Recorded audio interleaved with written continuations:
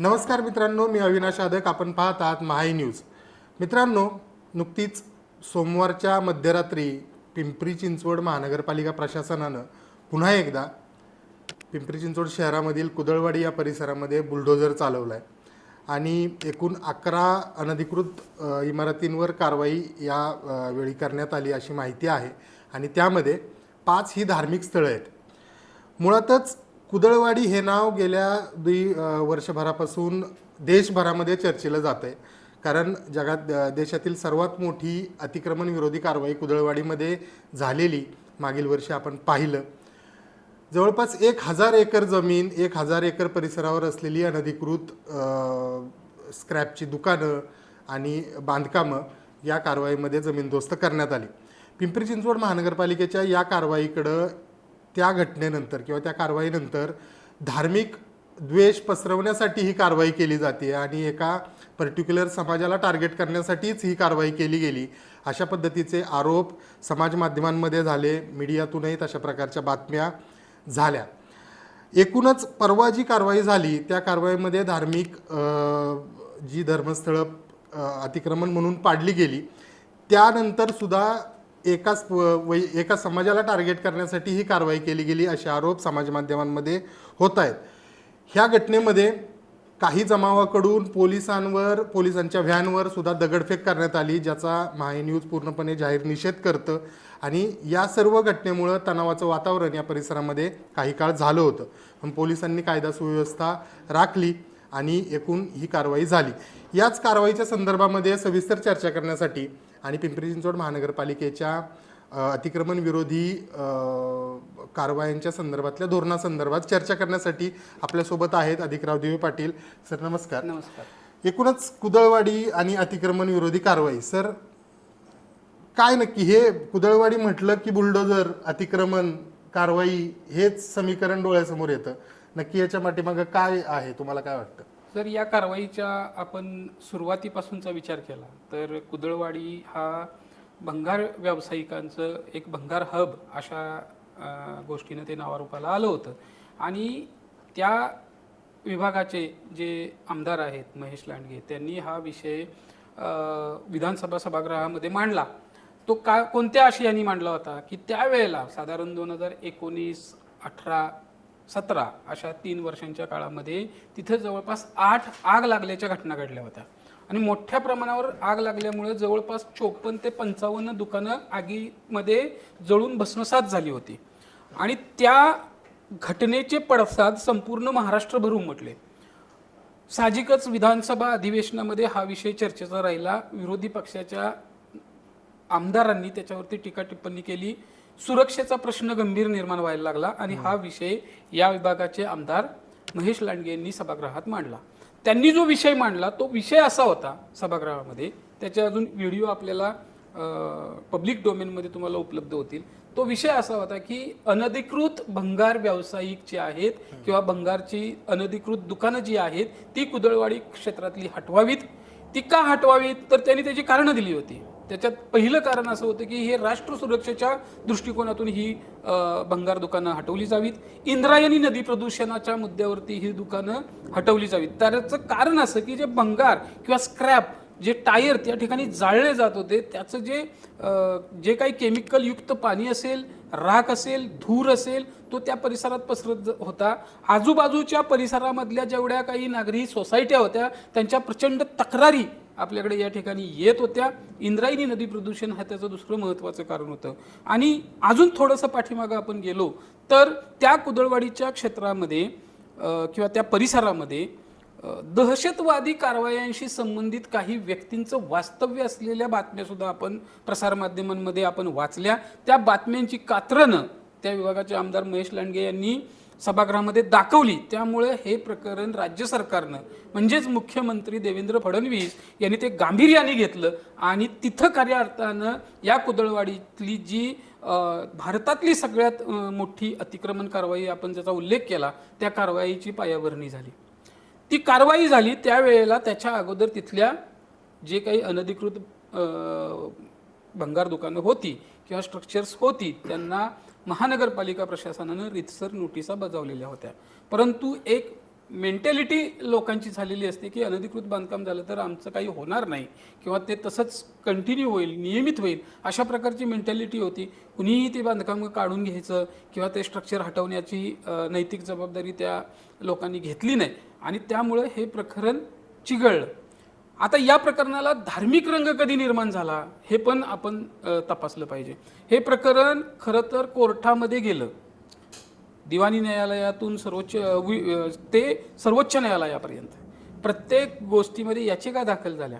याचिका दाखल झाल्यानंतर ज्या वेळेला महानगरपालिका प्रशासन त्या ठिकाणी कारवाई करायला गेलं त्यावेळेला तिथले स्थानिक नागरिक रस्त्यावर उतरले, भंगार व्यावसायिक रस्त्यावर उतरले, त्यांनी आंदोलनाची भूमिका घेतली. आंदोलनाची भूमिका घेतल्यानंतर तुम्हाला जर आठवत असेल तर सर सुरुवातीला या 2025मध्ये फेब्रुवारी 2025मध्ये जी कारवाई झाली त्यावेळेला काही दिवस कारवाईला स्थगिती दिली होती आणि स्थगिती दिल्यानंतर प्रकरण परत महानगरपालिकेने सर्वोच्च न्यायालयामध्ये आपली बाजू मांडली की कायदा सुव्यवस्थेचा प्रश्न निर्माण होणार आहे आणि त्यामुळे या कारवाईबाबत पुनर्विचार करावा. सर्वोच्च न्यायालयाने सांगितलं की जर कायदा सुव्यवस्थेचा प्रश्न निर्माण होणार असेल आणि तणावाची परिस्थिती निर्माण होत असेल तर सरसकट कारवाई तुम्ही करा आणि ती अतिक्रमणं हटवून टाका आणि त्यामुळे ती भारतातली सगळ्यात मोठी कारवाई खऱ्या अर्थानं झाली. बरोबर. सर मला एक सांगा, अतिक्रमण विरोधी कारवाई झाली, कोर्टाचा आदेश होता, त्या आदेशाचं पालन तत्कालीन आयुक्त शेखर सिंग यांनी केलं आणि ती कारवाई खूप गाजली, देशभर त्याच्या बातम्याही झाल्या. पण सर ती कारवाई जी झाली ती भर दिवसाच्या उजेडामध्ये ती कारवाई करण्यात आली.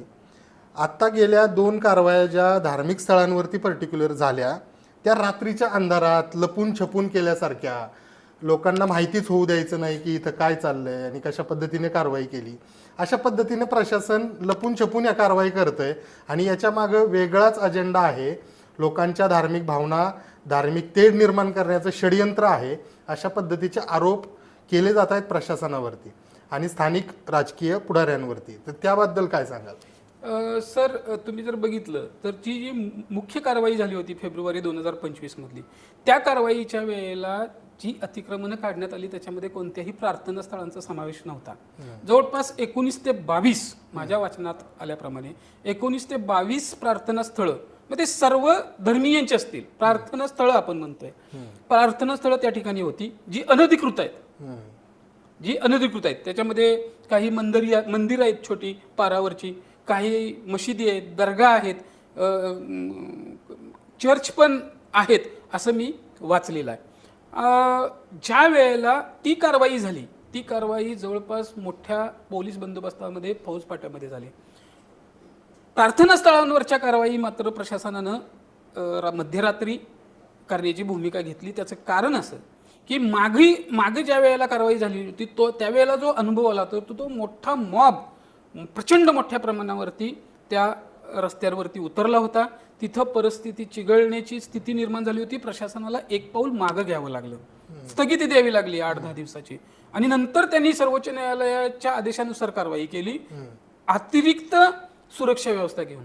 ज्या वेळेला प्रार्थना स्थळांवरती कारवाई केली जाते किंवा करायची होती तर त्या कारवाईचं माझं असं निरीक्षण आहे किंवा काही पोलीस अधिकाऱ्यांशी पण मी चर्चा केली तर त्याची 2-3 कारणं आहेत. ती कारणं अशी आहेत की जवळपास कालच्या कारवाईमध्ये सर 26 JCB होते आणि 22 पोकलॅन होते आणि 200+ मजूर त्या ठिकाणी काम करत होते. आता एवढी सगळी कुमक मध्यरात्री गेली. तुम्ही जर सोशल मीडियावरती बघितलं तर एक पोलीस व्हॅन पूर्णपणे तोडफोड झाली, त्याच्यावरती दगडफेक झाली मध्यरात्री कारवाई केल्यानंतर सुद्धा. तसंच 8 ते 10 पोलीस कर्मचारी सर आपले जखमी झालेले आहेत.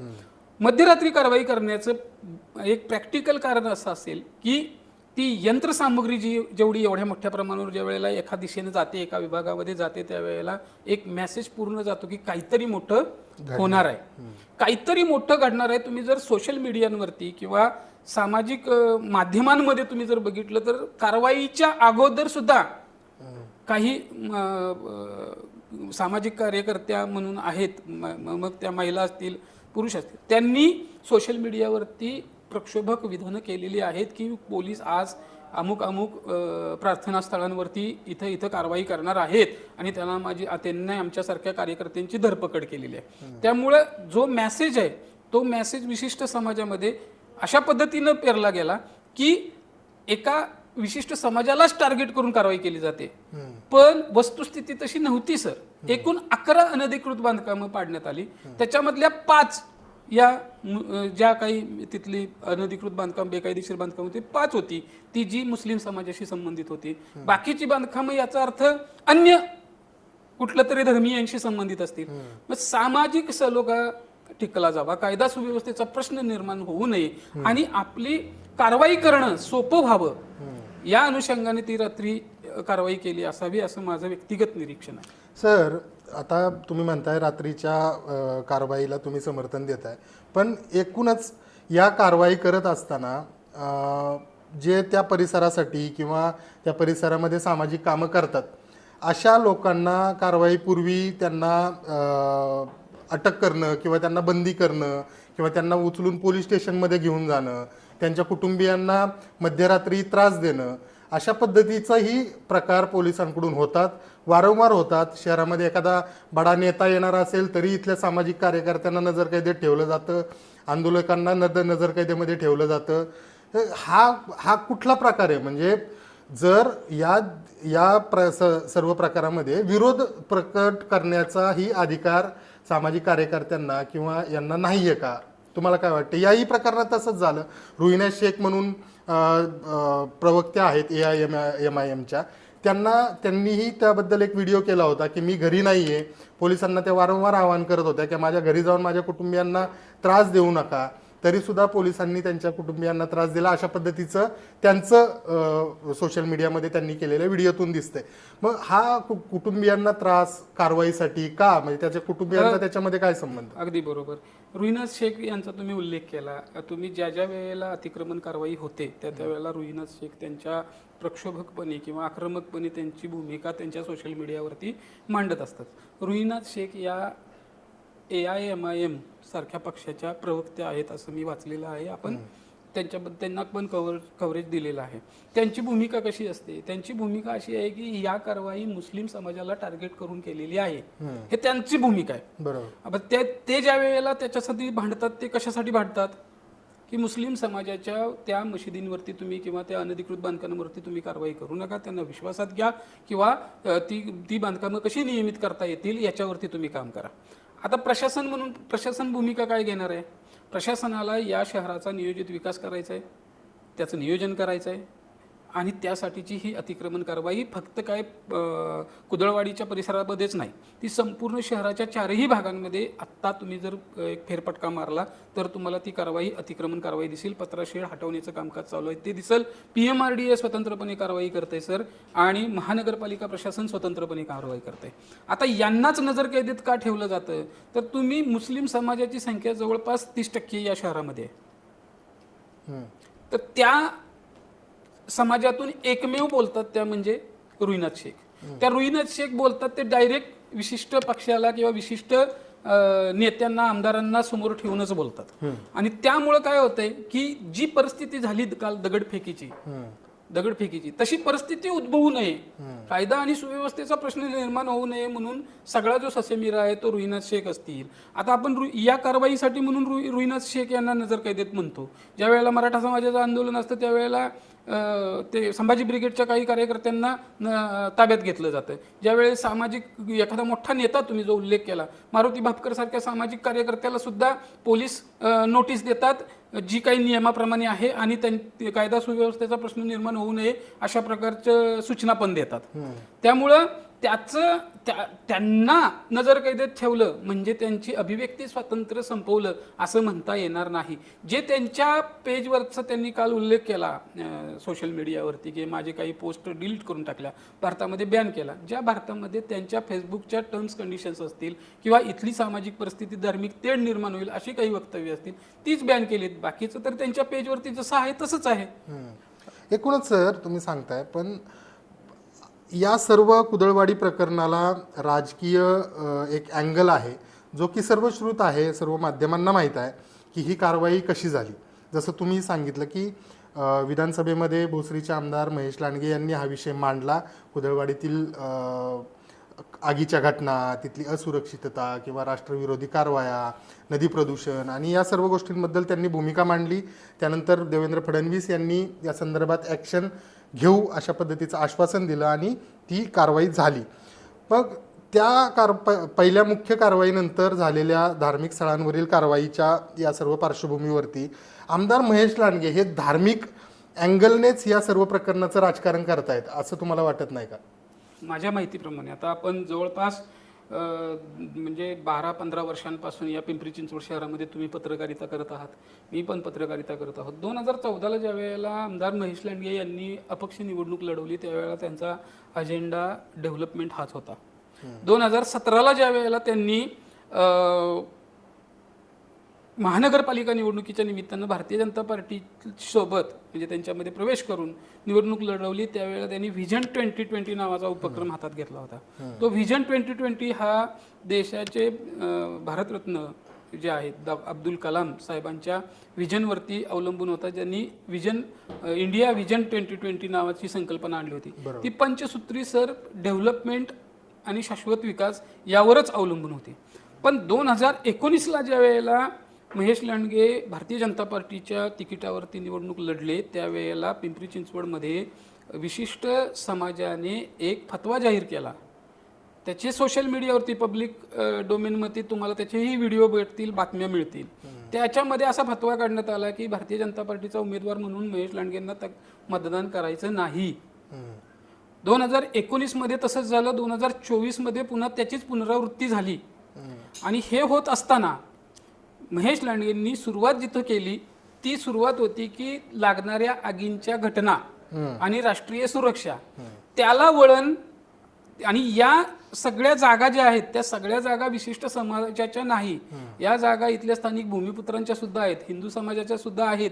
त्याच्यामध्ये स्थानिक आणि बाहेरून इथं वास्तव्यास आलेल्या लोकांनी पण काही जागा घेतलेली आहे. त्याच्यावरती ते स्ट्रक्चर चुकीच्या नियम बाह्य स्ट्रक्चर उभा केले, त्यांच्याही अतिक्रमणावरती कारवाई झालेली आहे. विशिष्ट समाजा म्हणून नाही, ती कारवाई अतिक्रमण म्हणून झालेली आहे. या समाजाचा त्या समाजाचा नाही. पण ह्याला वळण कधी गेलं? ज्या वेळेला विशिष्ट समाजाच्या सामाजिक कार्यकर्ते पदाधिकाऱ्यांनी किंवा तिथल्या समाजाने येऊन तिथं आंदोलन केलं.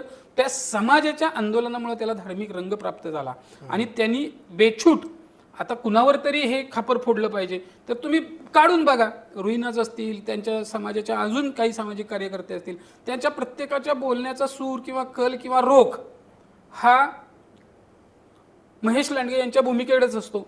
आणि मग महेश लांडगेंच्या विरोधात जो फतवे काढले की मतदान करायला नाही, करणारच नाही किंवा नको, मग त्यांनी सुरुवात केली की मला हे मतदानच नको आणि मला हे मतदान नको. मग आता ही कारवाईचं त्यांनी समर्थन केलं की बाबा ही जर कारवाई अनधिकृत बांधकामाविरोधात आहे तर त्याचं समर्थन केलं. किंबहुना त्या कारवाईचं जबाबदारी स्वीकारण्याचं धाडस सुद्धा दाखवलं. त्यामुळं महेश लांडगेंवरती जे आरोप होतात की धार्मिक द्वेषाचं राजकारण केलं, परंतु सुरुवात कुठून झाली याचाही विचार करायला पाहिजे. पण आजच्या घडीला महेश लांडगे आणि त्यांच्या समोर असलेली जी काही विरोधक आहेत त्या माध्यमातून कुदळवाडीच्या कारवाईला धार्मिक रंग दिला जातो, ही वस्तुस्थिती आहे. नक्कीच सर, तुम्ही सांगताय की कारवाई फक्त कुदळवाडीमध्ये होत नाही, कारवाई सगळीकडेच शहरामध्ये जिथं कुठं अनधिकृत बांधकाम आहे. आज आपल्या पिंपरी चिंचवड शहरामध्ये सुमारे 1.5 ते 2.25 लाख अनधिकृत बांधकाम आहेत.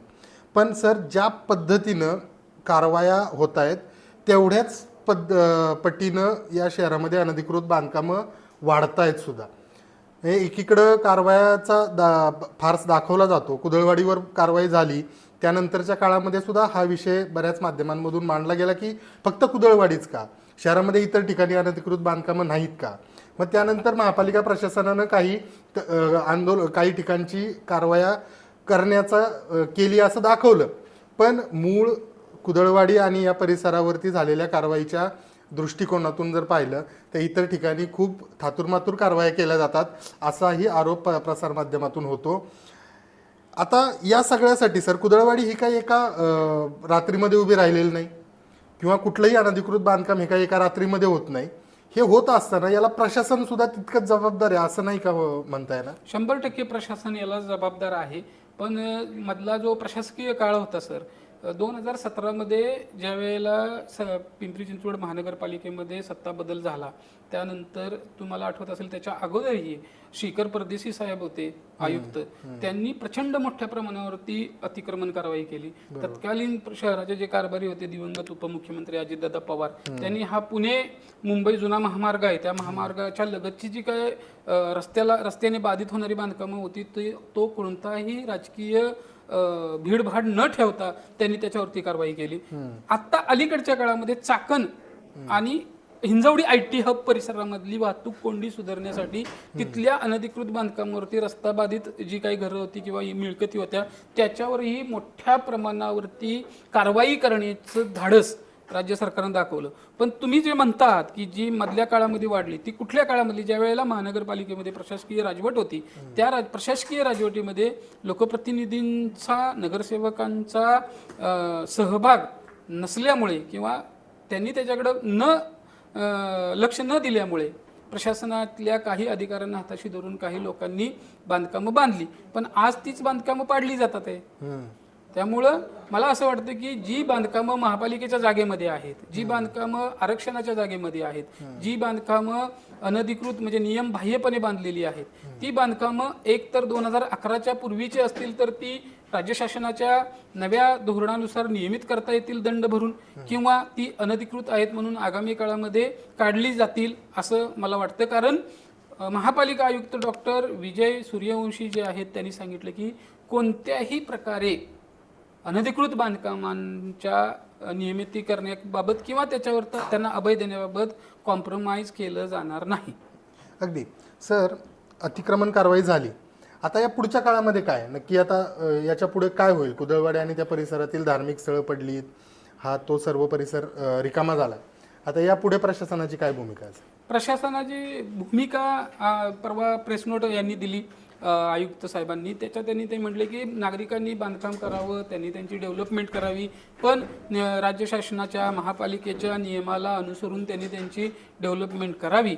आणि जी आता अनधिकृत बांधकाम हटवलेली आहेत आणि जवळपास 1000 एकराचं क्षेत्र जे आहे कुदळवाडीतलं ते हटवलेलं आहे, तर त्या ठिकाणी